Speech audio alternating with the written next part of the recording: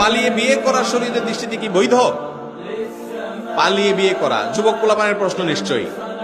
হয়তো plan programme করছে, এখন শুধু মাসালাটা উত্তর পাইলে দৌড় দিবেন।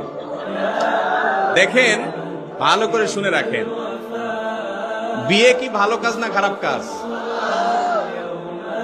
খারাপ কাজ? ভালো কাজ। তো ভালো কাজ কি মানুষ চোরের মতো পলায় পলায় করে? চোর চুরি করতে না পলায় করে? আপনি কি চুরি করতে যাচ্ছেন? তাহলে বাঘের বাচ্চার মতো বুক ফুলাইয়া প্রকাশ্যে ঘোষণা দিয়ে করবেন। হাদিসে আছে আলিনু হাদান নিকাহ, বিবাহকে তোমরা প্রকাশ করো, জানান দিয়ে করো, ঘোষণা দিয়ে করো। এটা লুকায়া করার জিনিস না। যুবক ভাইয়েরা, ঘোষণা দিয়ে তো করতে পারবেন না, কারণ উত্তম মধ্যম পড়বে, বাপ মারা ধুইয়া একা একা সারতেছেন, সেজন্য পালানোর ধান্দা করতেছেন। আমার কথা শুনেন, বিয়ে জীবনে একবার করবেন, পালায়া টালায়া করবেন।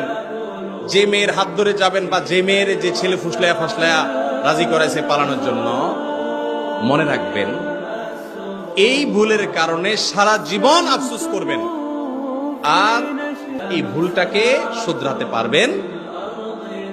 কারণ কি? বিয়ের সময় মা বাবা, ভাই বোন, আত্মীয় স্বজন, এলাকাবাসী মিলে যে আনন্দ হবে, এই আনন্দ ওই পালায়া পালায়া চুরি করে বিয়ে করেন না কোনোদিন পায় না। অন্যদের খুশির ছোটে বিয়ে হবে, আনন্দ হবে, এগুলো দেখে দেখে পরে আফসোস করবেন, হায় রে আমার কপালে কি হলো, অমুকের কথায় ফুসলানের চোটে তার হাত ধরে পলাই গেছে। এরপর দৌড়ের উপরে থাকবেন। খবরদার, অভিভাবক এবং মুরব্বীদেরকে সম্মত করে বিয়ে করবেন।